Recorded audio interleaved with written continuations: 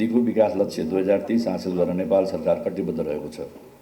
दिगो विकास लक्ष्यको अन्तरिकीकरण र कार्यान्वयन सरकारको प्राथमिकतामा छ। कोभिड-19 महामारीबाट सिर्जित विपदको व्यवस्थापन गर्न आवश्यक सबै स्रोत सामग्रीको अधिकतम प्रचार गरी स्वास्थ्य प्रवर्धन, खोप व्यवस्थापन लगायतका कार्यहरू नेपाल सरकारले प्राथमिकताका साथ गर्दै आइरहेको यहाँहरूलाई अवगत नै छ।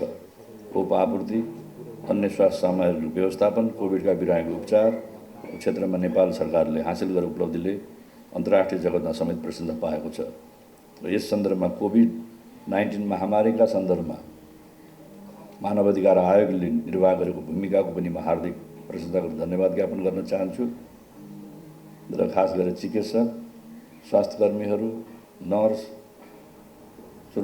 सुरक्षाकर्मी, सफाईकर्मी लगायत प्राण सेवक कर्मचारीहरूले, नागरिक समाज र नेपालका जनप्रतिनिधिहरूले निर्वाह गरेको भूमिका प्रशंसनीय रहेको छ। त्यसको पनि म हार्दिक सम्मान गर्न चाहन्छु। हामी सबैको साझा प्रयत्नबाटै कोभिड महामारीबाट नेपाललाई हामीले सुरक्षित राख्न सकेका छौँ र यसको नियन्त्रण व्यवस्थापन गर्न सकिएको छ। धेरै पीडाहरू भोगे तापनि यसलाई हामीले एउटा व्यवस्थापन गर्न सकिएको छ।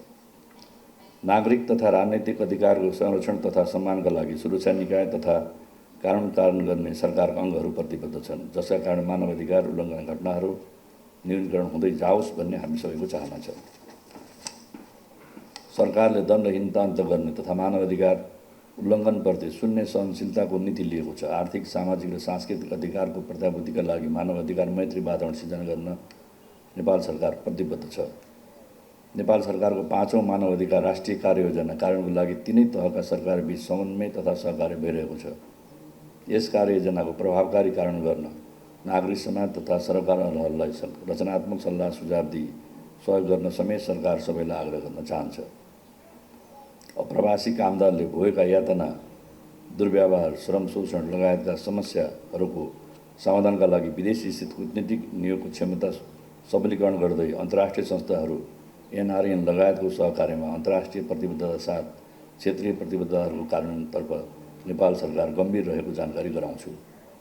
विश्वव्यापी बढ्दो कार्बन उत्सर्जनको प्रभावले नेपालले प्रत्येक वर्ष बाढी, पहिरो जस्ता जलवायुजन्य प्रकोपका कारण ठूलो सङ्ख्यामा जनधनको क्षति बेहोर्ने गरेको छ। थाकथलोबाट धेरै नागरिकहरू विस्थापित हुनु परेको छ। नेपाल जस्तो विकासोन्मुख देशमा जलवायु परिवर्तनका कारण सङ्कटपूर्ण अवस्थामा रहेका नागरिकको मानव अधिकारको सम्मान र परिपूर्तिको विषय राष्ट्रिय दायित्वको मात्र नभएर अन्तर्राष्ट्रिय समुदायको दायित्व पनि हो। सो सन्दर्भमा जलवायु परिवर्तन सम्बन्धी विभिन्न अन्तर्राष्ट्रिय समुदायको दायित्व पुरा गर्न नेपाल सरकार प्रतिबद्ध छ। आयोगले गरेका सिफारिसहरूको कार्यान्वयन गर्न सरकार प्रतिबद्ध छ। यस कार्यको लागि नेपाल सरकारले कार्यदल समेत बनाएको छ। बलात्कार, घरेलु हिंसा, एसिड आक्रमण जस्ता घटनाका दोषीलाई कानुनी दायरामा ल्याउन सुरक्षा संयन्त्रलाई चुस्त बनाइएको छ। त्यस्ता घटना घट्न नदिन आवश्यक कानुनको तर्जुमा गर्न सरकारले कार्य गरिरहेको जानकारी गराउन चाहन्छु।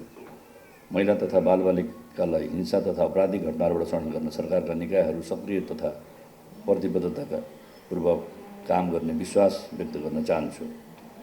अपराधमुक्त समाज निर्माण गर्न नागरिक समाज, सामाजिक सङ्घ संस्था, राजनैतिक दल, मानवाधिकार रक्षकहरूको सहयोगको अपेक्षा सरकारले गरेको छ।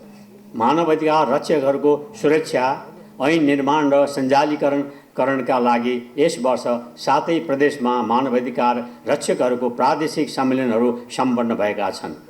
छिटै नै आयोगले यस विषयमा राष्ट्रिय सम्मेलन समेत गर्ने तयारी गरिरहेको छ। नागरिक समाज तथा गैर सरकारी संस्थाहरूसँगको सहकार्य तथा समन्वयलाई आयोगले विगतदेखि नै उच्च प्राथमिकता दिँदै आएको छ।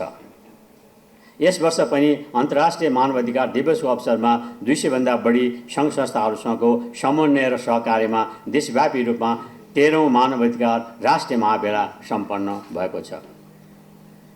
राष्ट्रिय तथा अन्तर्राष्ट्रिय जगतमा गरिएका सरकारका प्रतिबद्धताहरू र आयोगको स्वतन्त्र र निष्पक्ष कार्य सम्पादनका कारण global alliance of national human rights इन्स्टिट्युसनको एक्रेडिटेसनबाट आयोग स्थापना कालदेखि नै ए स्ट्याटसमा रहन सफल भएको छ। यसमा सहयोग पुर्याउने सबैलाई धन्यवाद ज्ञापन गर्दै भविष्यमा पनि निरन्तर साथ र सहयोगको अपेक्षा गर्दछु। संविधानले राष्ट्रिय मानवाधिकार आयोग लगायत अन्य विषयगत संवैधानिक आयोगहरूको समेत व्यवस्था गरेको छ।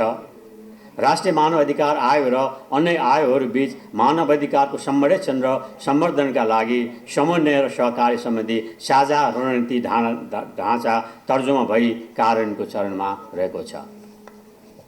राष्ट्रिय मानवाधिकार आयोगले मानवाधिकारको संरक्षणका लागि अन्य मुलुकका मानवाधिकार सम्बन्धी राष्ट्रिय संस्थाहरूसँग सहकार्य गर्ने क्रममा यस वर्ष आयोगले मलेसियाको मानवाधिकार आयोगसँग आप्रवासी कामदारहरूको मानवाधिकार संरक्षण र सम्वर्धनका लागि MOU गरेको छ।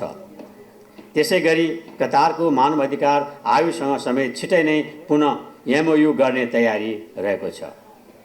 आयोगले अन्तर्राष्ट्रिय सङ्घ संस्थाहरू मानवाधिकार सम्बन्धी राष्ट्रिय संस्थाहरूसँग सम्बन्ध विस्तार गर्ने क्रममा आयोगको उच्च स्तरीय टोलीले फिलिपिन्सको मानवाधिकार आयोगको भ्रमण गरी अनुभवहरू आदान प्रदान गरिएको छ।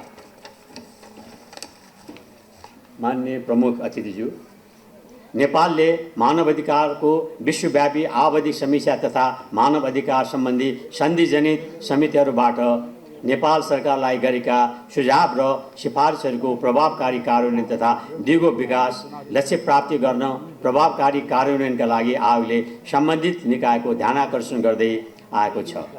राज्यबाट निर्माण हुने कानुन, नीति, कार्यक्रम, बजेट एवं विकास निर्माणका कार्यहरू मानवाधिकार मैत्री हुनुपर्ने कुरामा आयोगले निरन्तर जोड दिँदै आइरहेको छ। मानवाधिकारको संरक्षण र सम्वर्धनमा निजी क्षेत्रको महत्त्वपूर्ण भूमिका हुने हुँदा निजी क्षेत्रले समेत मानवाधिकारका मान्य सिद्धान्तको परिपालनातर्फ ध्यान दिन आवश्यक रहेको छ। मानवाधिकारको संरक्षण र सम्वर्धनका लागि तिनै तहका सरकारहरूको भूमिका उत्तिकै महत्त्वपूर्ण हुने हुँदा सरकारहरूबीच समन्वय र सहकार्य आवश्यक छ।